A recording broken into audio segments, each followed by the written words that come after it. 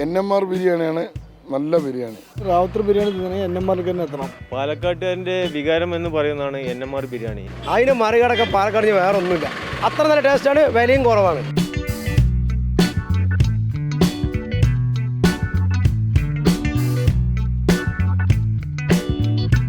ഒരു NMR റാവുത്തർ ബിരിയാണി പോരട്ടെ.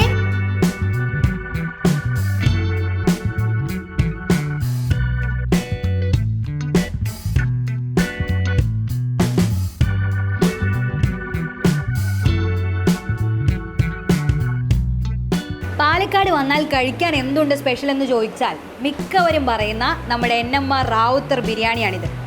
ഒരു ചിക്കൻ്റെ പീസ് ഇങ്ങനെ എടുത്ത് ആ റൈസ് ഇങ്ങനെ വെച്ച് കുറച്ച് സാലഡും വെച്ച് കുറച്ച് അച്ചാറും വെച്ച് ദേ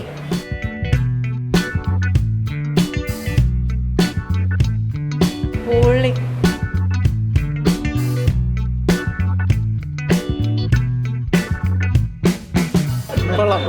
സൂപ്പറായിട്ടുണ്ട്. കൊള്ളാം, നല്ല ബിരിയാണി. നല്ല ടേസ്റ്റ് ഉണ്ട്. അത് അടിപൊളിയാണ്, നല്ല ഫുഡാണ്.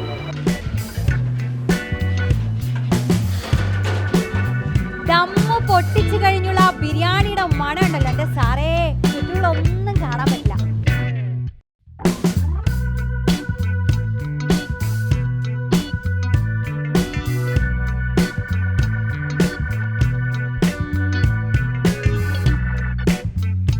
താങ്കളാണ് അപ്പോൾ മുതലാളി. എന്ന് പറയാം. പാലക്കാടിലെ ഒരു ബിരിയാണി, റാവുത്തർ ബിരിയാണി എന്ന് പറയുന്ന ഈ ഒരു ബിരിയാണി ആൾക്കാർക്ക് ഏറെ ഇഷ്ടമാണ്. ദമ്മ് ആദ്യം മസാല ഉണ്ടാക്കി പിന്നെ മേലെ റൈസ് ഇടുന്ന പരിപാടിയുണ്ട്. ചിലവർ ചോറ് ഈ റൈസിൽ അരി ഊറ്റിയിട്ടിട്ട് ദം ചെയ്യുന്നുണ്ട്. ഇത് അങ്ങനെയല്ല, ഇത് ഒന്നിച്ചാണ് ഉണ്ടാക്കുന്നത്. ഇതിനകത്ത് വേറെ ഒന്നുമില്ല. ഇതിൻ്റെ കളർ എന്ന് പറയുന്നത് തക്കാളിയും മുളക് പൊടിയും. പാലക്കാട് വന്ന ഒരു ഭക്ഷണം കഴിക്കേണ്ട ലിസ്റ്റ് തയ്യാറാക്കുമ്പോൾ അതിനകത്ത് നമ്മൾ കൂടി ഉൾപ്പെട്ടിട്ടുണ്ടെന്നുള്ള അറിയുമ്പോൾ വലിയ സന്തോഷമാണ്. പാലക്കാട്ടുകാർക്ക് പിന്നെ NMR ബിരിയാണി പരിചയപ്പെടുത്തേണ്ട ഒരു ആവശ്യമേ ഇല്ല. ഇനി പാലക്കാട്ടത്തെ തെരഞ്ഞെടുപ്പ് ആവേശം ഒന്ന് നേരിൽ കാണണമെന്ന് ആർക്കെങ്കിലും തോന്നി ആരെങ്കിലും പാലക്കാട്ടേക്ക് വരികയാണെങ്കിൽ നല്ല ഉഷാർ ബിരിയാണി കഴിക്കാൻ പറ്റിയ ഒരു സ്ഥലമാണ് നമ്മുടെ NMR.